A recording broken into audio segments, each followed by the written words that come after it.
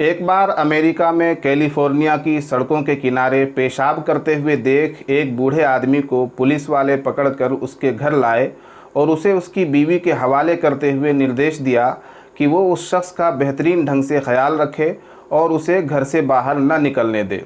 दरअसल वो बूढ़ा बुजुर्ग बिना बताए कहीं भी और किसी भी वक्त घर से बाहर निकल जाता था और ख़ुद को भी नहीं पहचान पाता था।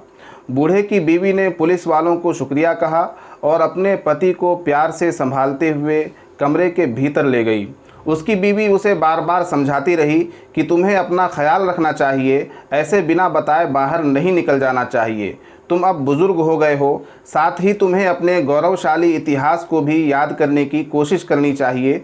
तुम्हें ऐसी हरकत नहीं करनी चाहिए जिससे शर्मिंदगी महसूस हो।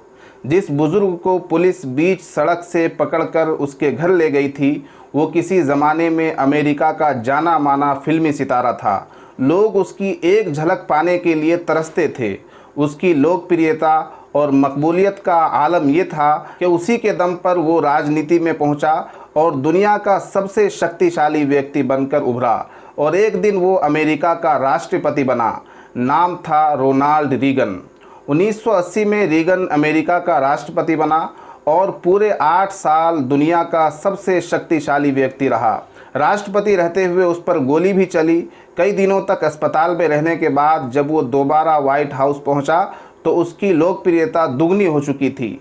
रीगन अपने समय में अमेरिका के सबसे लोकप्रिय नामों में से एक था।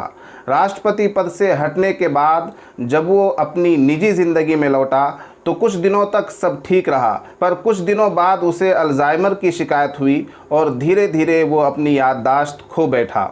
शरीर था, यादें नहीं थीं। वो भूल गया कि एक समय था जब लोग उसकी एक झलक को तरसते थे।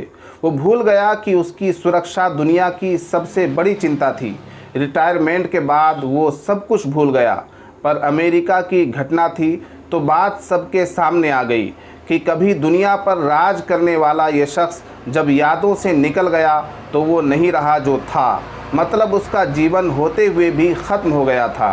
ताकतवर से ताकतवर चीज़ की भी एक एक्सपायरी डेट होती है, इसलिए जीवन में कभी किसी चीज़ का अहंकार हो जाए तो कब्रिस्तान का एक चक्कर ज़रूर लगा आना चाहिए। वहाँ एक से बढ़कर एक बड़ी शख्सियत मिट्टी के नीचे पड़ी हुई है। अहंकार व्यर्थ है, चाहे वो सत्ता का हो, धन का हो या फिर अपने बाहुबल का। ये वही रोनाल्ड रीगन था जो इस्लाम मुखालिफ जहनियत रखता था और इस्लाम के ख़िलाफ़ पॉलिसियाँ तैयार किया करता था। अल्लाह का करिश्मा देखिए कि जिसने अपनी ज़िंदगी में पावर हासिल करके इस्लाम के ख़िलाफ़ अपने दिमाग और पावर का इस्तेमाल किया, वो आखिरकार दिमागी मरीज़ बनकर इस दुनिया से गया।